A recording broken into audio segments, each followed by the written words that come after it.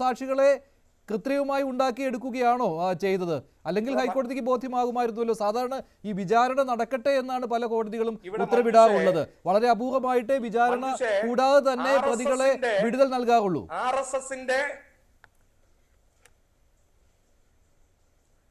മഞ്ജുഷേ, ഇവിടെ RSSന്റെ വാടക കൊലയാളികളായിട്ടുള്ള കൊട്ടേഷൻ സംഘമായിട്ടുള്ള ഈ പേട്ട ദിനേശനും വിക്രംജാൽ ശശിക്കും സഖാവ് EP-യോട് എന്തെങ്കിലും വ്യക്തിവൈരാഗ്യമുണ്ട് എന്ന് നിങ്ങൾക്ക് പറയാൻ വേണ്ടി സാധിക്കുമോ?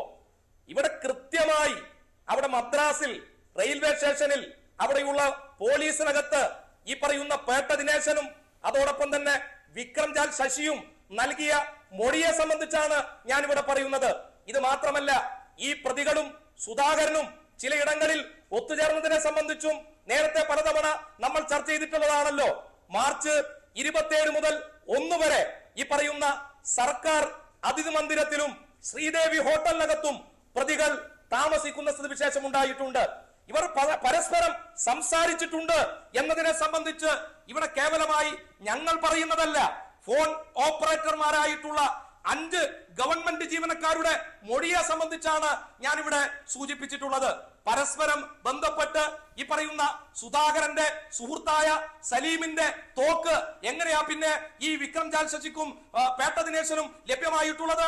ഇവിടെ വളരെ ആസൂത്രിതമായി സഖാവ് EP-യെ കൊലപ്പെടുത്തുക എന്ന ഉദ്ദേശത്തോടുകൂടി സുധാകരനും കോൺഗ്രസ് നേതാക്കന്മാരും UDF നേതൃത്വവും ഗൂഢാലോചന നടത്തി കൊലപ്പെടുത്താൻ മുന്നോട്ട് വന്നിട്ട് ഇപ്പോ ഈ പറയുന്ന സാങ്കേതികമായി ഒരു വിധി പുറത്തു വന്ന സമയത്ത് എന്തോ ഇത് പരമോന്നതമായ വിധിയാണ് എന്ന തലത്തിലേക്ക് കോൺഗ്രസുകാരും മറ്റും പറയുന്ന സന്ദർഭത്തിൽ ഈ നാട് അത് വിശ്വസിക്കില്ല എന്നുള്ളതാണ്.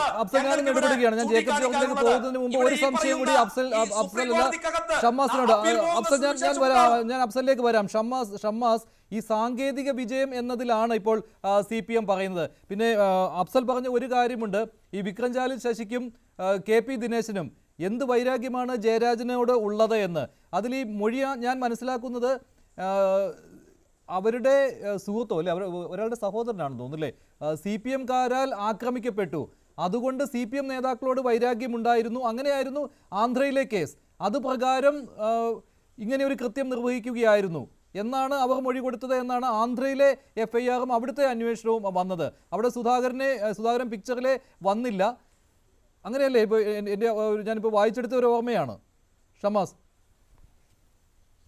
അതെ മഞ്ജുഷ, അങ്ങനെ തന്നെയാണ് ഈ വിഷയത്തിന്റെ താങ്കൾ സൂചിപ്പിച്ച വിഷയം. ഏതെങ്കിലും തരത്തിൽ ഒരു നേരിട്ടുള്ള മൊഴി പ്രതികളുടെ ആരുടെയും ഭാഗത്തുനിന്നില്ല. ഇവർ കൃത്യമായി, ഞാൻ നേരത്തെ സൂചിപ്പിച്ചല്ലോ, EP ജയരാജന്റെ ഒരു CRPC 319 പ്രകാരമുള്ള ഒരു ക്ലോസിന്റെ പുറത്തുള്ള ഒരു അപേക്ഷയാണ് കോടതി പരിഗണിച്ച് K സുധാകരനും MV രാഘവൻ ഉൾപ്പെടെയുള്ള ആളുകൾ ഈ കേസിനകത്ത് പ്രതി ചേർക്കുന്നതിനുള്ള നടപടി സ്വീകരിച്ചത്. ഒരു തരത്തിലും ന്യായീകരിക്കാൻ. പിന്നീട് കോടതി തന്നെ അവിടുന്ന് ഈ പറഞ്ഞ ആ സെഷൻസ് കോടതി നടപടിയെ ഹൈക്കോടതിയും സുപ്രീം കോടതിയും എല്ലാം വലിച്ചു താഴെ ഇട്ടു എന്ന് കൃത്യമായി നേരത്തെ സൂചിപ്പിച്ചു. അത് തന്നെയാണ് ഉണ്ടായിട്ടുള്ളത്. ഇവർ ഈ പറയുന്ന അഫ്സൽ ഇവിടെ കിടന്ന് CPM തയ്യാറാക്കി തിരക്കഥ ആവർത്തിച്ച് ഇത്ര പറഞ്ഞാലും സത്യമല്ലാതാകില്ലല്ലോ. ഇവർ ഈ തൈക്കാട് ഗസ്റ്റ് ഹൗസിലെ ഗൂഢാലോചനയെ കുറിച്ചും അവിടെ താമസിച്ചതിനെ കുറിച്ചും അവിടുത്തെ ചില ജീവനക്കാരുടെ സാക്ഷിമൊഴികളെ കുറിച്ചൊക്കെയാണല്ലോ. അതാണ് ഈ കേസ് കൃത്യമായി ഫ്രെയിം ചെയ്തതാണ്. എന്തുകൊണ്ടാണ് ഇത്രയും വർഷം കഴിഞ്ഞ് ഈ പറഞ്ഞ് നായനാര് തിരിച്ചു വരാൻ വേണ്ടി കാത്തു നിൽക്കുന്നു, പ്രൈവറ്റ് കംപ്ലൈന്റ് കൊടുക്കുന്നു, അതിന്റെ പുറത്ത് ഈ ഭരണ സംവിധാനങ്ങളെല്ലാം ഉപയോഗപ്പെടുത്തി, ഉദ്യോഗസ്ഥന്മാരെ ഉപയോഗപ്പെടുത്തി കേസ് ഫ്രെയിം ചെയ്ത് അതിന്റെ പുറത്ത് അങ്ങ് പ്രതിക്കൂട്ടിലാക്കാമെന്നുള്ള നീക്കം തന്നെയാണ് നടന്നതെന്ന് സാമാന്യ ബോധമുള്ള ആർക്കും മനസ്സിലാവുന്ന കാര്യമല്ലേ? അതിന്റെ പേരിൽ ഇങ്ങനെ വലിയ CBI അന്വേഷണം നടത്തണ്ടല്ലോ. ഇവരിപ്പോ പറയും ഈ തിരിച്ചടി നേരുമ്പോൾ സ്വാഭാവികം എല്ലാ സമയത്തും CPM-ഉം CPM-മായി ബന്ധപ്പെട്ട ആളുകളും ഇടതുപക്ഷമൊക്കെ പറയുന്ന ചില വാക്കുകളുണ്ട്. ഇത് സാങ്കേതികമായ പരാജയമാണ്. ഇതിൽ പറയുമ്പോ പുനരന്വേഷണം നടത്തിയതല്ല ഷമ്മാസെ. 1997 തിരുവനന്തപുരം ജില്ലാ കോടതിയിൽ സഖാവ് EP സ്വകാര്യ അന്യായം ഫയൽ ചെയ്തതിന്റെ ഭാഗമായി കേസ് രജിസ്റ്റർ ചെയ്യപ്പെട്ടിട്ടുള്ളത്. നിങ്ങളിപ്പോ സുധാകരനെ വല്ലാത്ത നിലയിൽ വെളുപ്പിക്കാനൊന്നും നോക്കേണ്ട കാര്യമില്ല.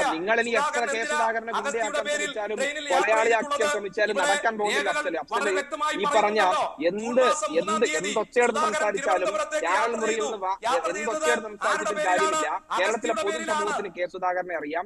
അതിൽ ഈ പ്രതിസന്ധികളെയും നിങ്ങളുടെ വേട്ടയാടലിനെയും നിങ്ങളുടെ കൊലപാതക ശ്രമങ്ങളെയും എല്ലാം അതിജീവിച്ച് തന്നെയാണ് കെ സുധാകരൻ ഇന്ന് നിലനിൽക്കുന്നത്.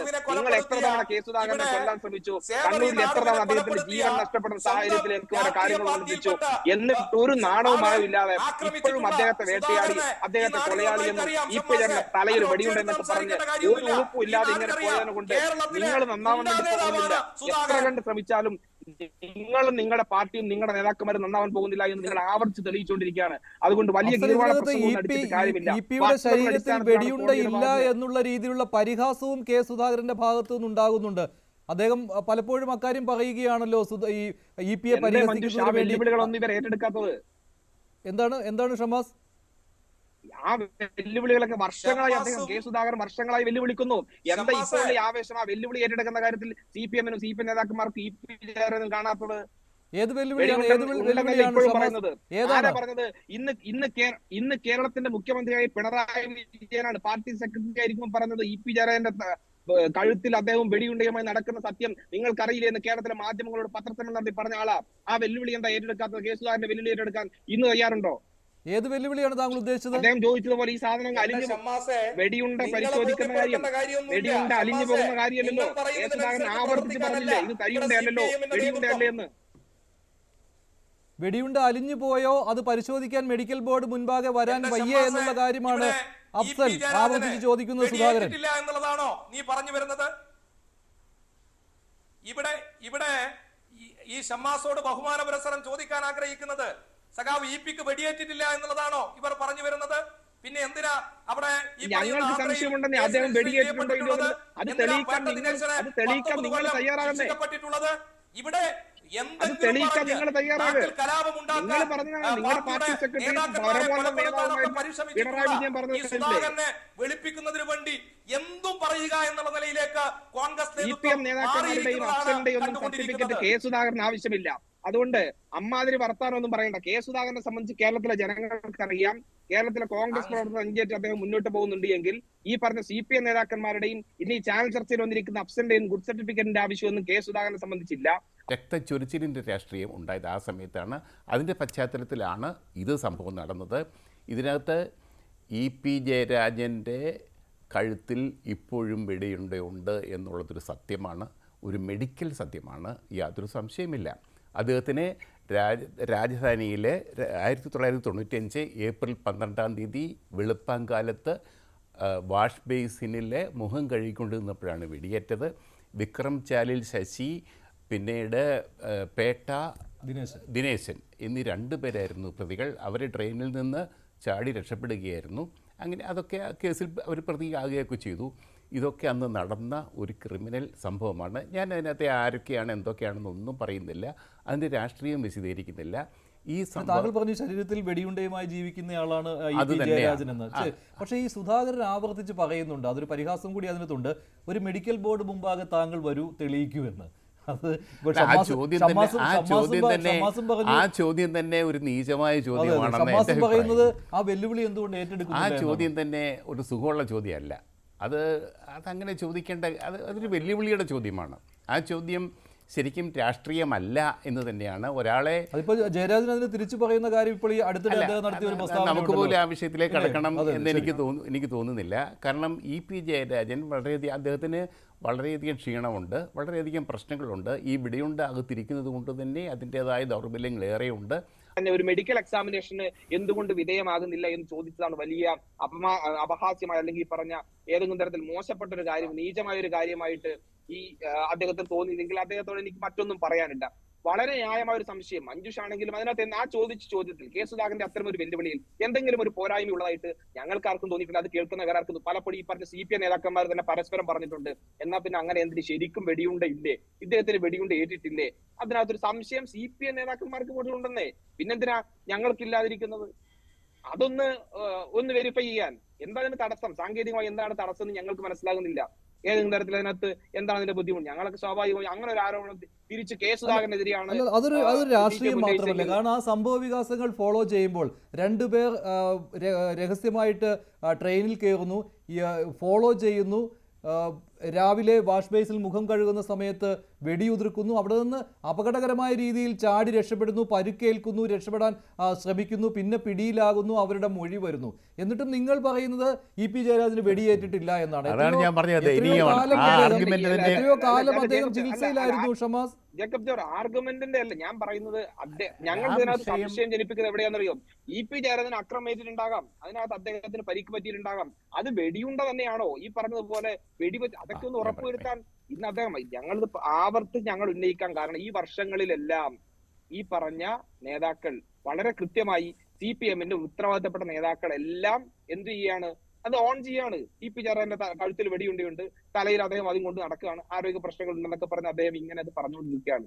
അത് അങ്ങ് അംഗീകരിച്ച് മുന്നോട്ട് പോകാൻ കഴിയില്ല. അതുകൊണ്ടാണ് കെ സുധാകരൻ അങ്ങനെ വെല്ലുവിളിക്കുന്നത്. അല്ല, അത് അന്നത്തെ മെഡിക്കൽ സാഹചര്യം, അന്നത്തെ ചികിത്സ, ഇതെല്ലാം പരിഗണിച്ചുകൊണ്ടാണ് അദ്ദേഹത്തിന് ആ വെടിയുണ്ട എടുത്താൽ ഉണ്ടാകുന്ന പ്രശ്നങ്ങൾ ഇതെല്ലാം ഇല്ലേ? അതിന് നിങ്ങളതൊരു ഒരു ശാരീരിക ബുദ്ധിമുട്ട് അനുഭവിക്കുന്ന ഒരാളെ നിങ്ങൾ എപ്പോഴും വേട്ടയാടിക്കൊണ്ടിരിക്കുകയാണ്. പക്ഷേ ഷമാസ് പറഞ്ഞ മറ്റൊരു കാര്യമുണ്ട് ശ്രീ ജേക്കബ് ജോർജ്, സുധാകരനെതിരെയും നിങ്ങൾ ഈ ആരോപണം ഉന്നയിക്കുന്നില്ലേ? സുധാകരനാണ് വെടിവെപ്പിച്ചതെന്ന്. അല്ലേ ഷമാസ്? ഷമാസ് പറഞ്ഞതിനോട് ജേക്കബ് ജോർജ് പറഞ്ഞില്ല അത്, പക്ഷേ CPM പറയുന്ന കാര്യം ഞാനത് പറയല്ല. ഞാൻ ആരാണ് വെടിവെച്ചതെന്നോ ആരാണ് വെടിവെപ്പിച്ചതെന്നോ ഒന്നും പറയല്ല. പക്ഷേ EP ജയരാജനെ വെടിയേറ്റിട്ടില്ല, അദ്ദേഹം കഴുത്തിൽ വെടിയുണ്ടയുമായിട്ടല്ല ജീവിക്കുന്നത് എന്ന അത് ഒരാക്ഷേപമാണ്. ആ ആക്ഷേപത്തോട് എനിക്ക് യോജിപ്പില്ല. EPക്കെന്ന് വെടിയേറ്റതാണ്, മരിച്ചു പോകേണ്ടതായിരുന്നു, വെടിവയ്പ്പിൽ കൊല്ലപ്പെടേണ്ടതായിരുന്നു. ആ 2 പ്രതികളെ ആന്ധ്രാപ്രദേശിൽ ഓങ്കോൾ എന്ന സ്ഥലത്ത് വെച്ച് പോലീസ് പിടിച്ചതാണ്. ഇനിയും ബഹുമാനപ്പെട്ട ഷമാസ് പറയുന്നത് ആ വെടിയുണ്ട തന്നെ ഉണ്ടോയെന്ന് സംശയമാണ്. എൻ്റെ ഷമാസേ, സുധാകരൻ പറഞ്ഞത് അലിഞ്ഞു പോയിട്ടുണ്ടാവും. ഞാൻ പറയട്ടെ മഞ്ജുഷേ, 2 തോക്കാണ്. ഞാൻ പറയട്ടെ, ഞാൻ ഒരു പത്രപ്രവർത്തകൻ്റെ വേർഷൻ കേക്ക്. 2 പിസ്റ്റലാണ് മേടിച്ചത്. ഒന്ന് വളപട്ടണത്തെ ഒരു പ്ലൈവുഡ് ഫാക്ടറിയുടെ ഉടമസ്ഥൻ്റെ, ഒത്തിരിയും പ്ലൈവുഡ് ഫാക്ടറികളുണ്ട്, നമ്മൾ അറിയപ്പെടുന്ന പ്ലൈവുഡ് ഫാക്ടറി അല്ല, പക്ഷെ ഒരു വലിയ പ്ലൈവുഡ് ഫാക്ടറിയുടെ ഉടമസ്ഥൻ്റെ കയ്യിലിരുന്ന തോക്കാണ് മേടിച്ചത്. അതിന് എത്ര കാശ് കൊടുത്തത് എന്ന് വരെ എനിക്കറിയാം. ആരാണ് മേടിച്ചത് എന്ന് എനിക്കറിയാം. ഞാൻ പറയുന്നില്ല ഷമാസ്. 2ാമത്തെ തോക്ക് മേടിച്ചത് കാസർഗോഡ് നിന്നാണ്. 2 പിസ്റ്റലാണ് മേടിച്ചത്. 2ാമത്തെ തോക്ക് മേടിച്ചത് കാസർഗോഡ് ഒരാളുടെ കയ്യിൽ നിന്നാണ്. ആരുടെ കയ്യിൽ നിന്നാണ് എനിക്കറിയാം, പോലീസിന് നന്നായിട്ടറിയാം. കേരള പോലീസ് അതെല്ലാം ചോദ്യം ചെയ്താണ്. അതിലൊരാളെ മാപ്പുസാക്ഷിയാക്കി കുറ്റപത്രത്തിലുണ്ട്. കുറ്റപത്രത്തിലുണ്ട്. മാപ്പുസാക്ഷിയാക്കിയതാണ് ഒരാളെ. ഞാൻ പറയട്ടെ പ്ലീസ്.